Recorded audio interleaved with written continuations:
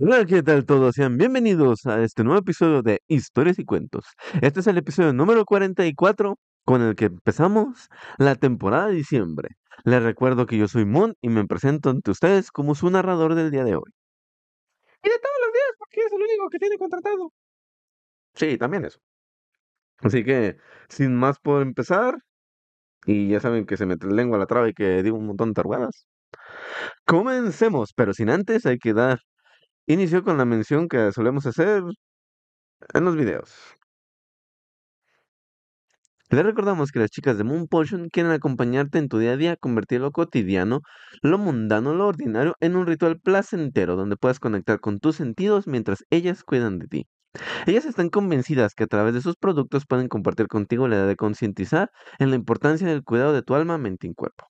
Así que si eres una persona que le gusta cuidar su alma, mente y cuerpo, vive cerca de la Ciudad de México o la ciudad de Zapopan, puedes contactarlas y ellas te pueden ayudar a cuidar tu alma, mente y cuerpo. Así que muchas gracias por escucharnos. Y ahora sí vamos a darle con todo a este episodio.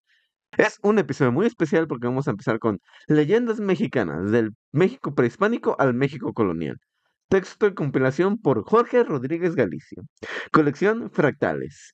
Este libro lo compré en la subasta de libros que se realizó en Guadalajara en julio, creo, no me acuerdo bien la fecha. Pero realmente ha valido la pena, está muy bueno.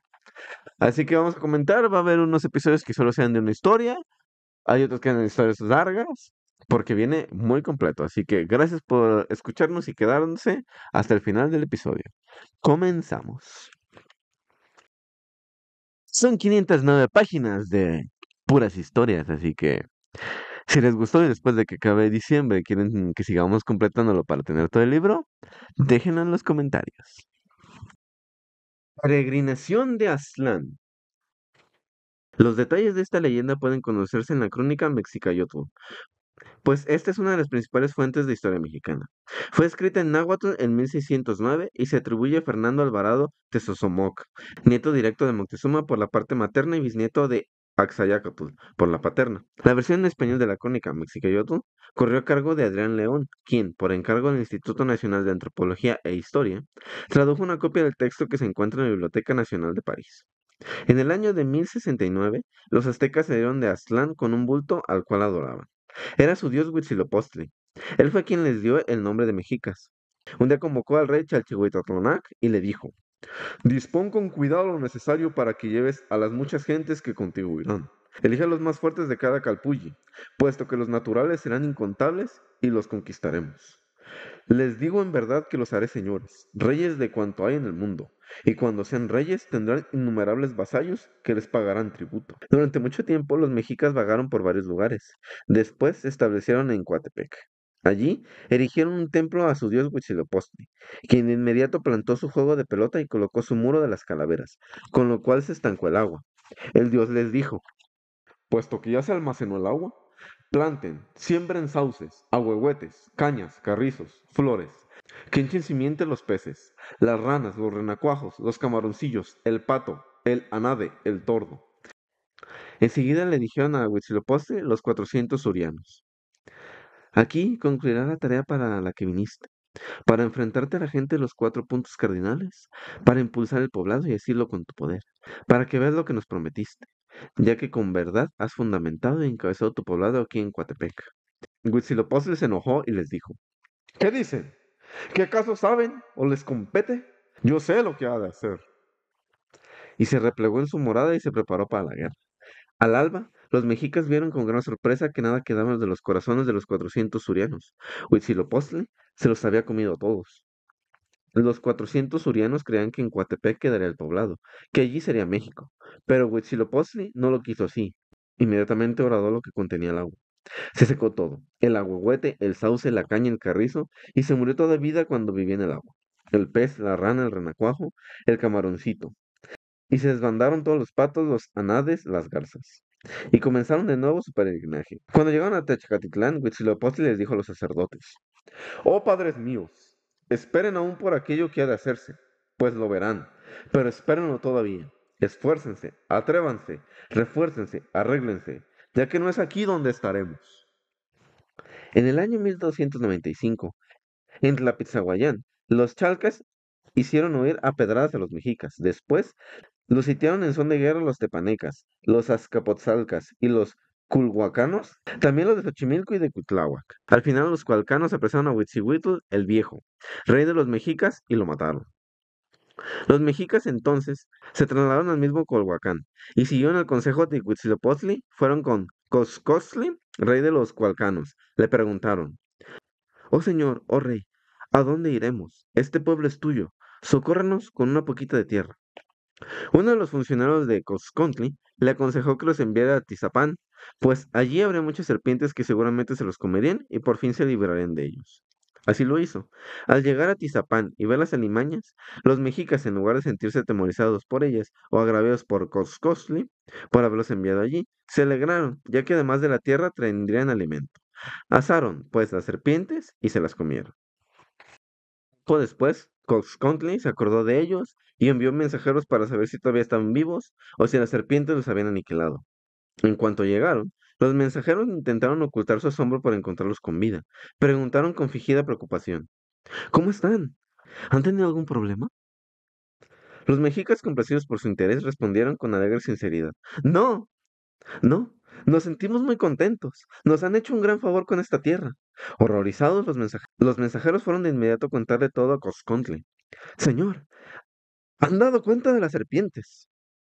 Se las han comido todas". Transcurrieron 25 años. Un día Huitzilopochtli les habló: "Escúchanme, no permaneceremos aquí. Más lejos se hallan a quienes dominaremos. Pero no iremos a tratar inútilmente con familiaridad a los cualcanos, sino que iniciaremos la guerra. Ahora aplíquense. Vayan a pedir al rey su hija amada".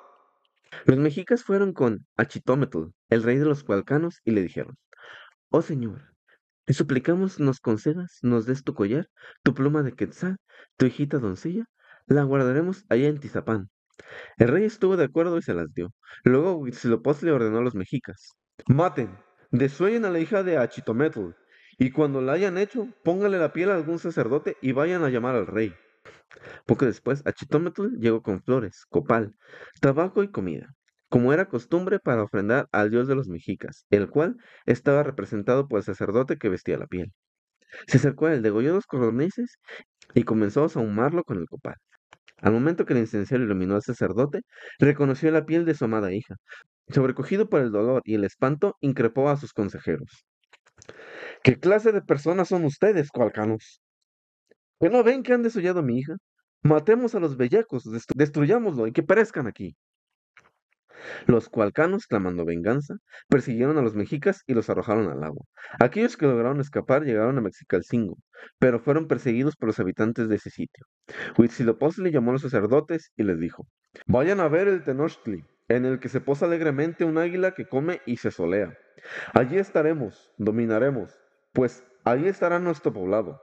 México Tenochtitlan, el lugar en que grita el águila, se despliega y come, el lugar en que nada el pez, el lugar en que se desgarra la serpiente. México Tenochtitlan. Y acaerán muchas cosas". Los sacerdotes reunieron a los mexicas y les contaron lo que había dicho Huitzilopochtli. Fueron entonces a Acatitlán, donde se levanta el Tenochtli. Al borde de una cueva vieron erguida sobre el nopal al águila, que alegremente desgarraba las cosas al comer. Cuando los vio, agachó la cabeza. Su nido estaba formado de varias y preciosas plumas de flamenco rojo, de quetzal y también de cotinga azul. Una voz desconocida les dijo: "Oh Méxica, allí estará". Y ellos lloraron diciendo: "Merecimos, alcanzamos nuestro deseo, puesto que hemos visto y nos hemos maravillado de dónde estará nuestra población". Proseguimos. El nacimiento de Huitzilopochtli. Los mexicas honraban a Huitzilopochtli. Ellos sabían que su origen, su principio había sido de esta manera: en Coatepec, por el rumbo de Tula. Habitaba una mujer de nombre Coatlicue. Era madre de los 400 surianos y de una hermana de estos de nombre Coyolxuaqui. Coatlicue, a manera de penitencia, barría el templo en Coatepec, la montaña de la serpiente. Y un día, sobre ella bajó un plumaje, como una bola de plumas finas. Enseguida lo recogió y lo colocó en su seno. Cuando terminó de barrer, buscó la pluma que había colocado en su seno, pero nada vio allí. En ese momento quedó encinta. Al ver los 400 surianos que su madre estaba encinta, muchos se enojaron. Dijeron, ¿quién le ha hecho eso? ¿Quién la ha dejado encinta? Nos afrenta, nos deshonra. Y su hermana Koyolsuaki les habló. Hermanos, ella nos ha deshonrado.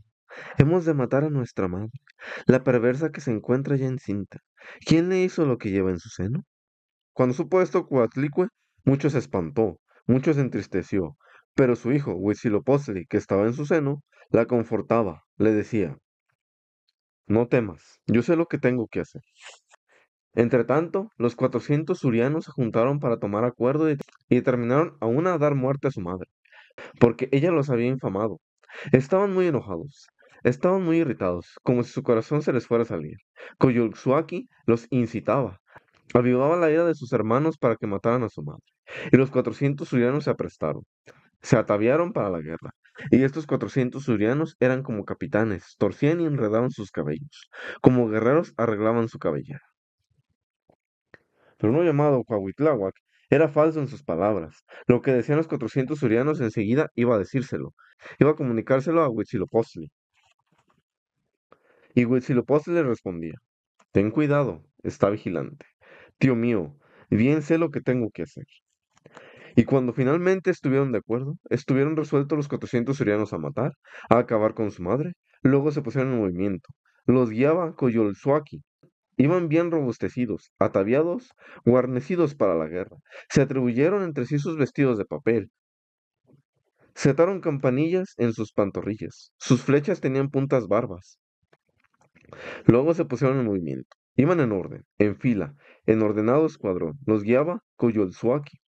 Pero Coahuitlicac subió enseguida a la montaña para hablar desde allá a Huitzilopochtli. Le dijo, ya vienen. Huitzilopochtli le respondió, mira bien por dónde vienen. Vienen ya, por Somantitlán. Y una vez más le dijo Huitzilopochtli, ¿por dónde vienen ya? Coahuitlicac le respondió, vienen ya por Coaxalpan. Y de nuevo Huitzilopochtli preguntó, mira bien por dónde vienen. Y enseguida le respondió Coahuitlicac, vienen ya por la cuesta de la montaña. Y todavía una vez más le dijo Huitzilopochtli, mira bien por dónde vienen. Entonces Coahuitlicac, ya están en la cumbre, ya llegan. Los viene guiando Coyolxuaqui. En ese momento nació Huitzilopochtli. Se vistió sus atavíos, su escudo de plumas de águila, sus dardos y su cerbatana de turquesa. Sangriento, se pintó su rostro con franjas diagonales. Sobre su cabeza colocó plumas finas. Se puso sus orejeras.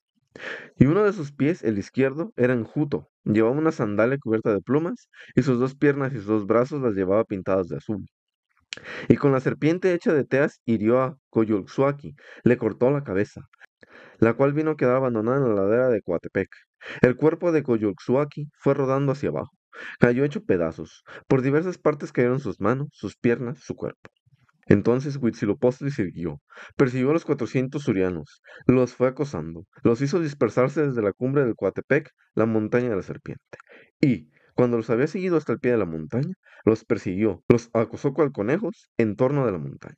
4 veces los hizo dar vueltas. En vano trataban de hacer algo contra él, en vano se revolvían contra él, al son de los cascabeles y hacían golpear sus escudos.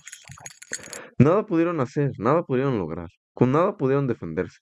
Huitzilopochtli los acosó, los ahuyentó, los destrozó, los aniquiló, los anonadó y entonces los dejó. Continuaba persiguiéndolos. Pero ellos le rogaban, le decían, basta ya, déjame, basta ya. Pero Huitzilopochtli no se contentó con eso. Con la fuerza se ensañaba contra ellos, los perseguía. Solo unos cuantos pudieron escapar de su presencia. Pudieron liberarse de sus manos y se dirigieron hacia el sur. Y cuando Huitzilopochtli les hubo dado muerte a los demás, cuando hubo dado salida a su ira, les quitó sus atavíos, sus adornos y se los puso.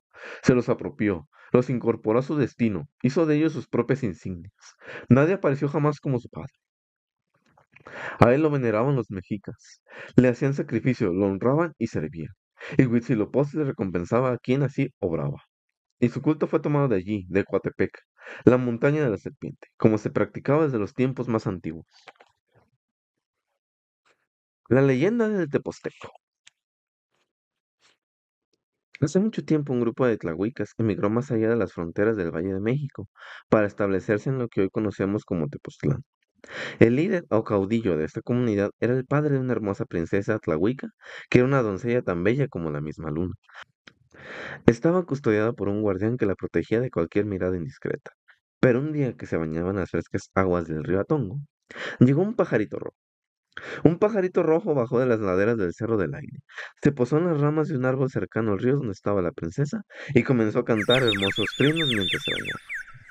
Se convirtió en una costumbre con el paso de los días. Era como una cita en la que ambos disfrutaban de la presencia del otro. Un día, mientras veía su cara reflejada en el espejo de agua, el pájaro dejó caer una de sus coloridas plumas y la princesa con sus manos la recogió y la colocó en su cabeza junto a las flores que solía llevar en el pelo. Ese fue el último día que el pájaro rojo dejó de venir a la colina a cantar su canción. La nostalgia y la tristeza se apoderaron de la princesa. Después del tercer mes, los padres de la princesa notaron cambios en su rostro. Había perdido la frescura y se veía demacrada. Así que llamaron al curandero de la comunidad para saber qué le pasaba a su hija. Él les dijo que ese cambio en su apariencia y su baja estima eran el reflejo de que una nueva vida ya estaba creciendo en su vientre. La madre se desmayó ante la noticia y el padre le invadió una negación, ya que aseguró que su hija era pura y ordenó al curandero que desapareciera.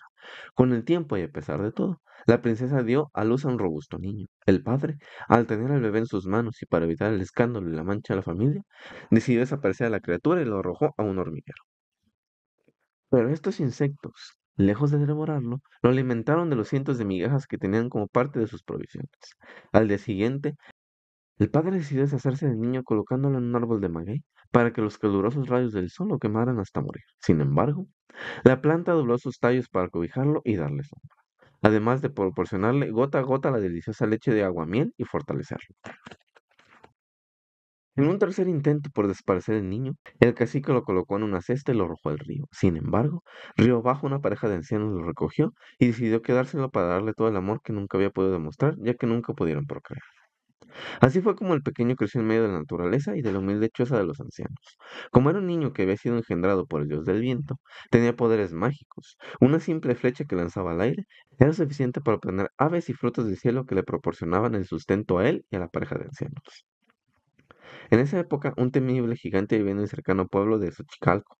Los pobladores, para mantenerlo alejado, debían proporcionar cada semana un hombre de los alrededores que luchara contra él para mantenerlo alejado y evitar una matanza múltiple. En todos los casos, los hombres no regresaban, pues eran devorados por el gigante.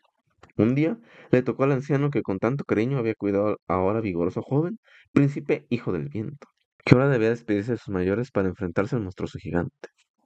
En el camino se detuvo a recoger varias losas de afilada obsidiana negra para evitar ser devorado. Así que cuando llegó frente al gigante, en ese primer encuentro, el joven príncipe fue devorado. Sin embargo, en su interior sacó sus cuchillos y comenzó a cortar las entrañas del malvado ser, hasta hacer un enorme agujero para salir por allí, pero en forma de viento.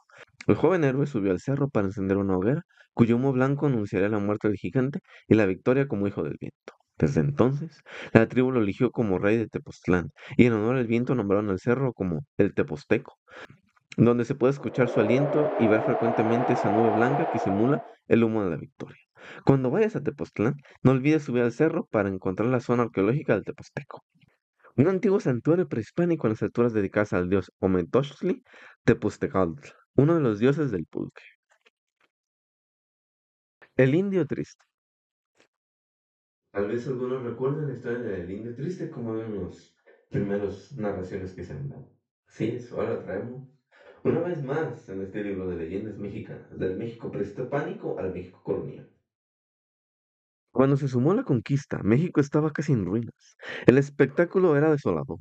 Se mirara donde se mirara. La tristeza se dibujaba en los rostros de los habitantes nativos, pero especialmente en uno de ellos, un indio que había sido uno de los jefes de la antigua nobleza mexicana. Desde el día siguiente a la toma de Tenochtitlan por los españoles, el 14 de agosto de 1521, apareció sentado sobre un montón de escombros en una de las esquinas del palacio de Axayácatl. La más oscura melancolía destrozaba el corazón del indio. Pensó en su raza vencida y en el triste futuro que le esperaba a sus descendientes. También pensó en sus costumbres sustituidas por otras que aborrecía. Pensó que las mujeres de su nación serían las madres de los hijos de los conquistadores, y su corazón se llenó de rabia y tristeza.